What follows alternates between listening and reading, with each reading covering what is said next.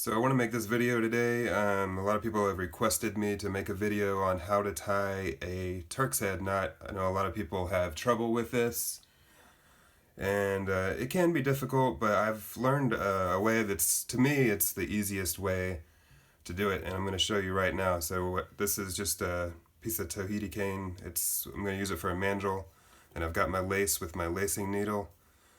To calculate, a lot of people use a formula to calculate the thickness of lace you're going to use.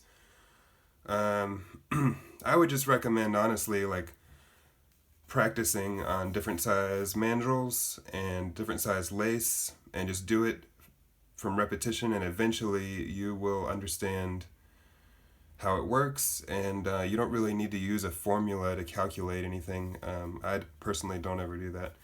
But here we go. So I got my lace. I'm gonna find the end here. I'm gonna leave about 3 inches hanging off so I can tuck it back in. And I'm gonna start here, holding here with my thumb. And I'm gonna loop around and make a ribbon like that, a ribbon shape. See that? Loop around, and I'm going over. Now I'm gonna make the first bite here. So I get my lacing needle, and so I'm going over one, under one. Pull through.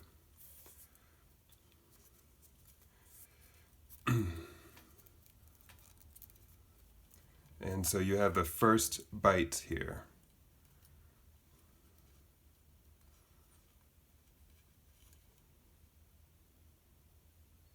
See that? So that's the first step. So now what I'm going to do, and I've never seen anyone else do it this way. I came up with this way because it's just easier for me to remember, honestly. So what I do is I follow the standing in. I do what it did. So I go under here, and then over two at the top.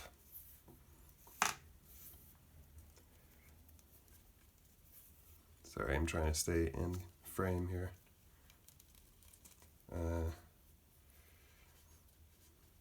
Over two, and what you can do here. See, I'm going over two. Just hold it with your finger right there.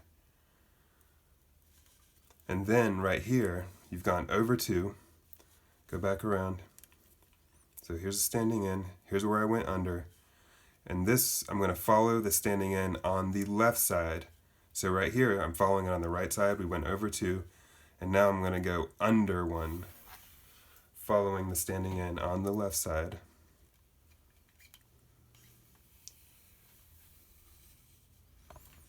And pull it through. Keep it kind of loose, don't tighten too much. And so I went under one here, following standing in on the left side, and I'm going to go over one right here, and then over one right there, so over two again.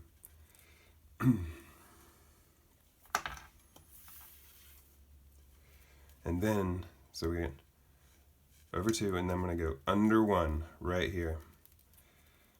So this method is basically you're expanding from one bite to 2 bites to 3 bites, etc. So I went under one. So up here, this method is also called laying down tracks. I've heard Nick Schrader call it that. So we went under one. I'm going to go over one and an under one.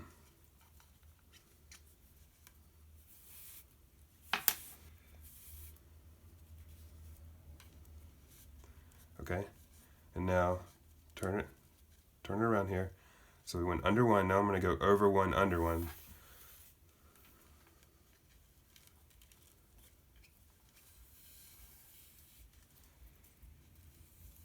And so now we're back at the standing in. So at this point, you've got a 2 lead by 3 bite turkshead. And it's 2 leads because you've got 1, 2 right there, and it's 3 because there's 3 parts up here where it changes direction. So 1, 2, 3.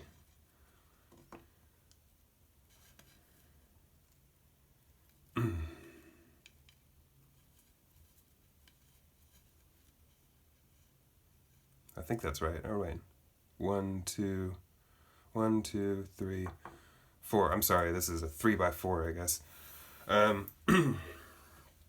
So at this point, what you could do is just follow your standing in and do all the unders and overs that it does if you want to do a 2-pass, or you can continue to expand it like we did before, and it's basically the same method. So if to expand it, I'm just going to follow, you're going to go under 1,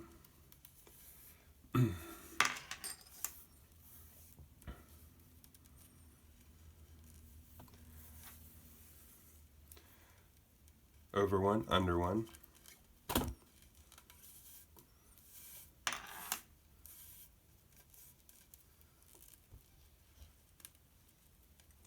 and then when you get to the top, you go over 2. So it's basically all you really have to remember is you follow your standing in, but when you get to the top, you go over 2.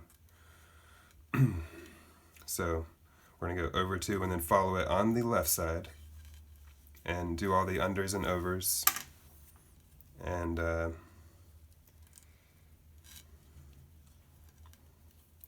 just follow it on the left side, going down.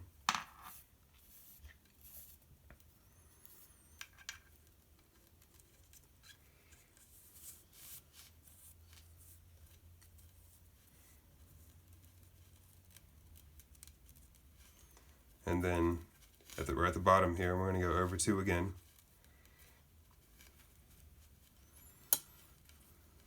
But since we're back at the standing in, now we're just going to go under 1, over 1, under 1, over 1.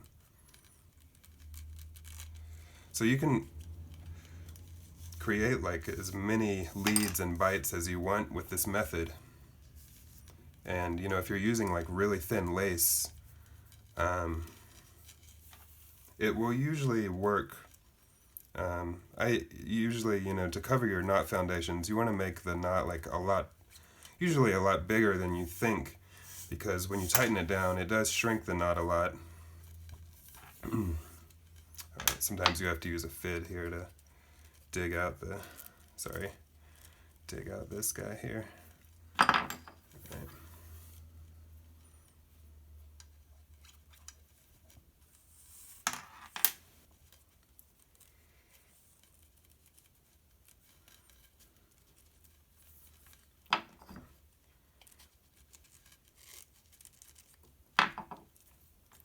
I'm just going under 1, over 1, under 1, over 1, because I've already laid down my tracks.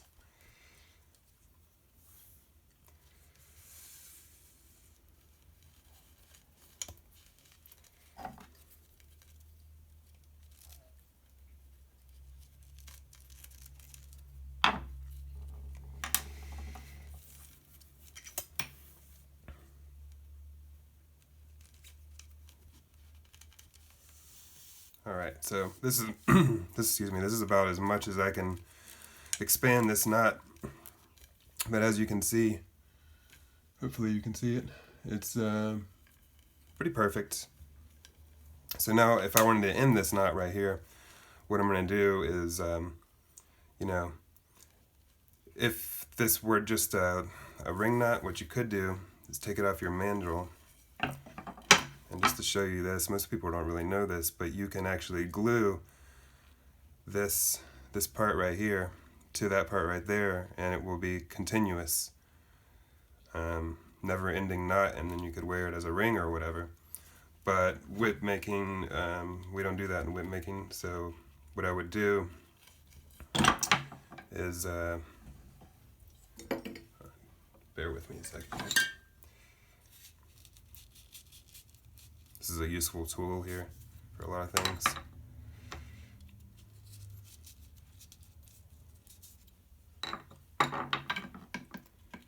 Stick it back on the mandrel here, and I'm going to tuck it to conceal it. You know, a lot of people with nylon, they don't tuck, they burn the end of it, and that's totally fine. Not necessary with nylon, but you don't have that privilege with leather, so you have to tuck it. And I usually bring it out in the middle of the knot instead of the end, depending on the knot, really, I guess. So it's tucked there, coming out there in the middle. And so what I need to do now is tuck this other end. And the way I tuck it is I tuck it on this side, on the end here, not on the other side of the lace. Some people do it the other way. You gotta find what works for you, you know, it's nothing, no rules, just right. And so I've made got my fid here, and I'm making a little passage for where to tuck. And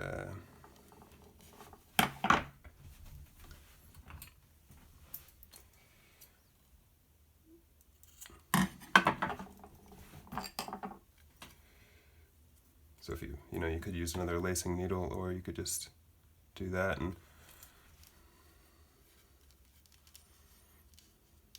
all right, so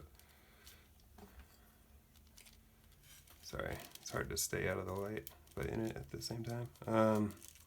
Yeah, so there it is. And so now what I would do now is go around and tighten with a fid, starting with your standing in, and don't tighten too hard, you know, it'll deform it and make it twist so that the bottom is over here and the top's over here.